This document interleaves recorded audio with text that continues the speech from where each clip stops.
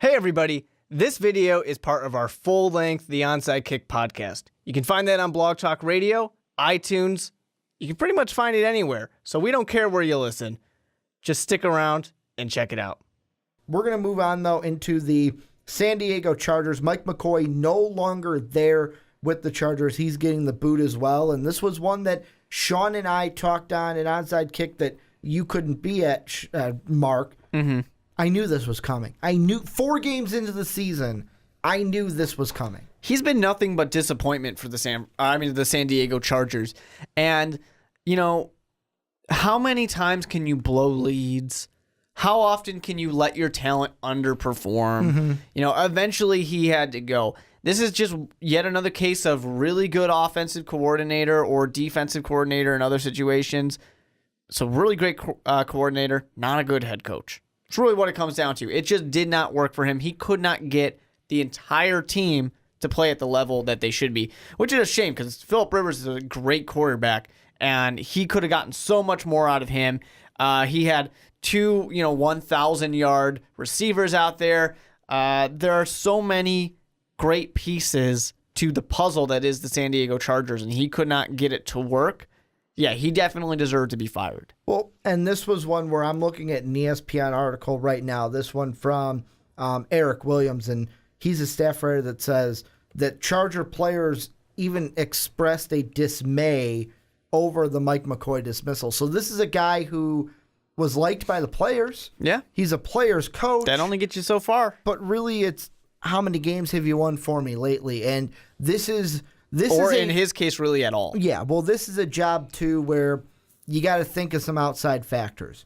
One, Phillip Rivers is, in some minds, regressing or just getting old. Is not going to be there forever. You have a limited clock right now on Phillip Rivers. You need to use him properly. Number 2, there could be a move to L.A. happening. What do you want? Do you want Mike McCoy, a non-winning Mike McCoy, to be it's like the Jeff Fisher situation, a non-winning Mike McCoy to bring the guy you bring into maybe that stadium with Stan Kroenke and the Rams? Or do you get a guy who can, either be a face, like when the Rams, we talked about John Gruden, or basically a guy like, I hear one of the guys that they're going to interview is Patricia from the Patriots, a guy with a winning culture who can hopefully get you winning games for if you move into that stadium, boom, we have a winning season or two, and we're relevant heading into L.A. Yeah. It's an interesting situation for the San Diego Chargers because they had this good passing attack, really good passing attack. The run game is not very good, which kind of surprised people. The defense is not very good either, which does not surprise people. So it's just an interesting thing here because, yes, the Chargers as a team are not necessarily that thrilled about him getting fired, but it had to happen. They are basically just relying on the talent of Phillip Rivers and his receiving weapons. Gordon's not getting it done in the running game like he should. Defense isn't stepping up at all. So they got to do something. Do they go defensive coordinator? Like you mentioned, Matt Patricia out of New England.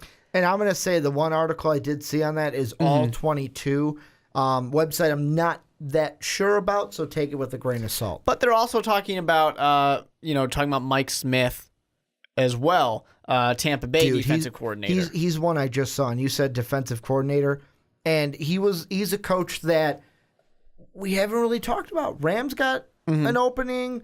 I mean, the Jaguars got an opening, and we totally didn't talk about Mike Smith at all, and this is a guy where he didn't do too bad in Atlanta. No. It was one of those things where it's like, hey, you know what, we got to move on. The time is right. And I mean, he actually did pretty well in Atlanta until things started falling apart. And you look at what this Buccaneer defense has been able to do under Mike Smith, and you look at the pieces that this defense has in San Diego. The big one I'm looking at is Mr. Shrug over there in Joey Bosa. You got him. You drafted Manti Te'o, who you expect to be a piece in that linebacking core for years to come. This is a guy who can come in and work with that young talent and make them a defense built. I'm thinking him and Patricia have got to be maybe the top two. Because defensive-minded, you get Mike Smith, who's been a head coach before, but then Patricia, the thing I like about him is the Belichick school. I hate that. The Belichick school. I hate that. Name me a Bill Belichick schooled coach that is successful. One of them have to be eventually. I mean, Nick Saban's doing great in college. Eventually, I mean, one of them's going to stick. I mean, Josh McDaniels wasn't terrible. Got fired still. Wasn't terrible. Got fired after really Bill O'Brien, wanting that Tim Tebow. I mean, Tim Tebow got drafted in the first round because of Josh McDaniels. Yeah. I mean, that was more of, but the Denver McDaniels thing was more of McDaniels liked Tebow. John Elway didn't. Yeah. And John Elway, it was clear he didn't like Tim Tebow. But Mike Smith is probably, to me, the go-to right away. Or do they go with a mind like, hey, you know what? We've got Phillip Rivers. Let's get someone like Todd Haley, who had coaching experience, used to be head coach of the Kansas City Chiefs. Yep. I think you kind of do. I would agree with the defensive side. He knows the division. Sure, I really would agree with the defensive coordinator side. Get someone who specializes in defense because you have all these great pieces on the Chargers, and that is on the Chargers offense, I should say. That is not what the issue is for you. I wouldn't be worried about that. What I'm worried about is I got this older quarterback and these weapons, but my defense is not stepping up. If I can get that defense to play better, if I can get a good defense out there, Phillip Rivers can get the job done. But this defense is falling apart. This defense is not good. They let games up and everything like that. They need somebody to inspire them, to really get them to play well. They need to, I hate to say just draft, more defensive talent, but they really do need to draft quality defensive talent and build it all together so that way they can take advantage of these last years of Phillip Rivers because he really does not have that much left. He might not even want to be there if they go to LA. I don't know. But yeah, they just need to get the defense solid and then let all these offensive weapons they have finally produce something. Let me ask you this. Is there, and this also plays into a report that Sean Payton and the Saints, the GM there, are currently still talking about Payton's future. Yeah. You mentioned before we hit the record button that the Saints upper management are kind of sick of Sean Payton a little bit. Is there an opportunity where Sean Payton gets, a la Doc Rivers in the NBA, gets traded to San Diego? San Diego, no. I don't see it to San Diego. I wouldn't say that. I really don't necessarily know that he's going to get traded because they talk about it every year. I'm not willing to buy it because they keep trying to sell it to me and it's not happening. So, no, I don't buy that necessarily. I think one of these other guys, whether it's a Patricia, whether it's Smith, because this offense is scoring points. Just happens that the defense is letting up a lot more points. So that's the big issue for them. They need to get that defense figured out.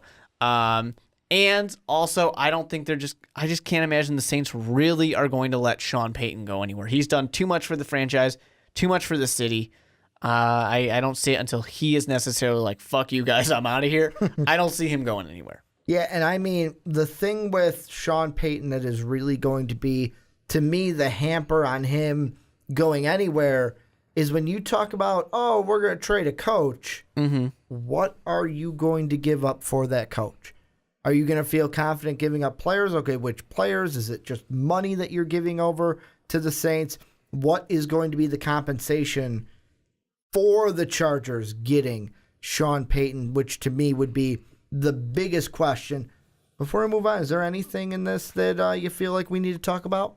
No, I think that the biggest thing that the Chargers organization has really got to emphasize is that we have a lot of pieces. We need somebody who can give us those last pieces so we can win now because they're not necessarily in the one piece away category, but they are in the we need to win now category. So they really need to emphasize that there is pressure here. And that's a thing that's going to tempt or maybe shy some coaches away of saying, if I get in here in 1 or 2 years, we are not, boom, in the playoffs, there's a good chance I'm getting fired. So people might want to avoid this one. Well, this is where you guys come in. Let us know down below what you guys think.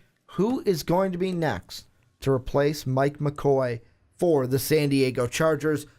Well, I hope you enjoyed that. And don't worry, there is plenty more where that came from. You guys can check it out right over here. Click that video, start watching it, and just stick around on Most Valuable Podcasts.